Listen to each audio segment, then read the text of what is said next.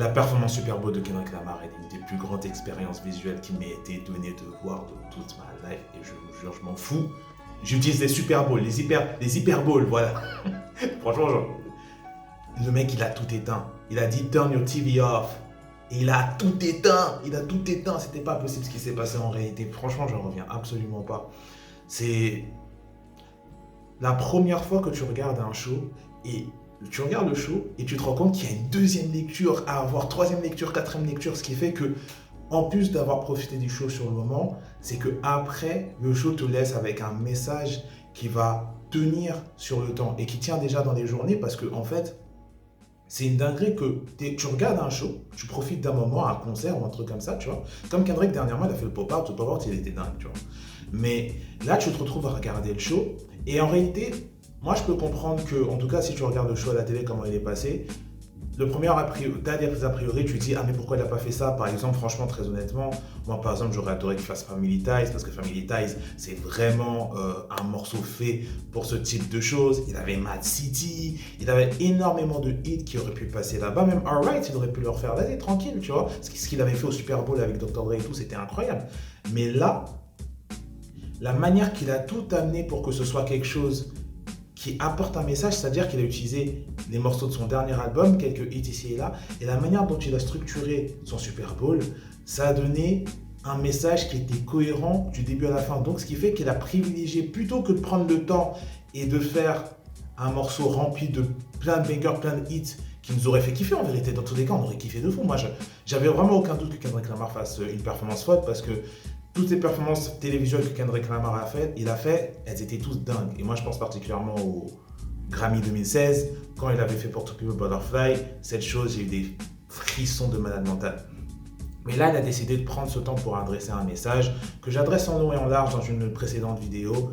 Et en plus, il le fait sachant que Trump, il est là, en train de regarder le bail. Et le mec, il arrive, c'est un mec qui est là, qui te dit, hey, vous ne prenez pas soin des Noirs, vous ne respectez pas, vous divisez la nation. Enfin bref, tous les messages que j'ai pu partager un peu dans une précédente vidéo que j'ai faite, je ne vais pas revenir complètement là-dessus, mais les coronesses de le faire comme ça là, et de se dire ok, je vais laisser de côté tout ce qui va être vraiment gros hit pour proposer un message fort et réussir à bien l'exécuter de bout en bout, franchement je peux qu'applaudir, tu vois. Et un des moments d'ailleurs que j'ai kiffé le plus, d'ailleurs je pense même mon moment préféré, c'est le moment où il y avait le moins de fioriture dans le passage. C'était le moment où Kendrick Lamar il rappe a cappella avec un band derrière, genre ambiance vraiment la street, en bas d'une lumière, des mecs habillés en blanc, enfin t-shirt blanc et tout, gros gris, auto. Enfin, tu faisais pas plus hip-hop que ce cadre. Et après, le mec il rappe a cappella, beatbox, chant, des mecs qui chantent derrière. Tu pouvais pas faire plus hip-hop que ça. Et c'est quelque chose que tu imposes dans une prestation qui est censée être hyper pop dans sa proposition. Même pour les rappeurs, tu vois, proposer quelque chose d'assez populaire dans ce qu'ils vont faire, tu vois. Et la manière qu'il a réussi de construire tout ça et faire en sorte que ça serve un message, y compris le clash contre Drake d'ailleurs. Parce que le clash contre Drake, dans ce cadre-là, il est utilisé d'une manière que je trouvais vraiment très intelligente. C'est comme on sait du coup, le message, l'un des messages en tout cas de la prestation, c'est le gouvernement américain qui veut museler les Afro-Américains sur leur manière de s'exprimer, sur la culture, ce qu'ils peuvent transmettre au niveau de leur art et demander réparation, dire en tout cas que les Américains méritent réparation par rapport au passé lié à l'esclavage jusqu'à maintenant. C'est un problème qui existe réellement aux États-Unis, c'est des discussions qui sont toujours présentes aux États-Unis. Et dans le cadre justement de museler la parole aux Afro-Américains et aux personnes appartenant à la culture hip-hop, il y a le cas de Drake qui est calé dedans. Parce que comme on sait tous, Drake a voulu porter plainte contre Kendrick Lamar par rapport à la chanson Not Like Us, pour des raisons qu'on connaît tous.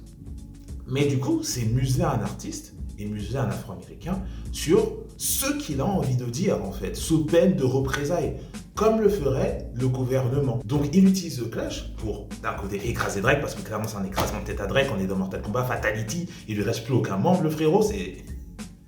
En plus, bon, je sais pas si c'est vraiment le cas, mais apparemment, il veut quand même reprendre la baston. Bon, je me dis, ah, tonton, arrêtons là. En vrai, c'est bon, c'est la fin. C'était le moment qu'on attendait tous. Maintenant que c'est fini, n'en parlons plus du bif. En vrai, ça devrait être les dernières vidéos qu'on fait sur le bif, tu vois. Enfin bref.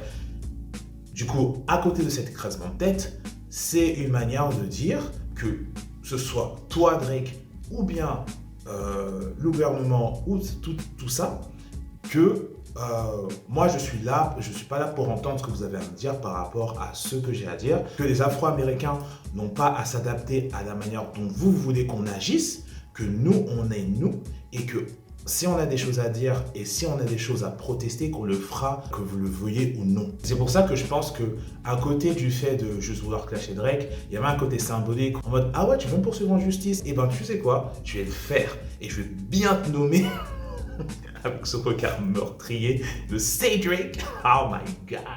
Shout out d'ailleurs au danseur qui s'est ramené avec le drapeau palestinien sur la scène avec Palestine-Soudan. En bref, tout ça pour dire que le show était dingue.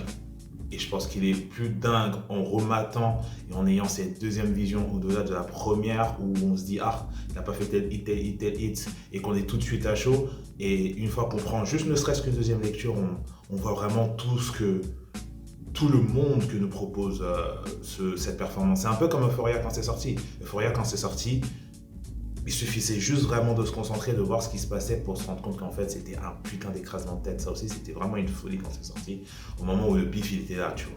Donc voilà, enfin bref, merci Kendrick pour cette prestation, d'être aussi chaud. You the GOAT, man.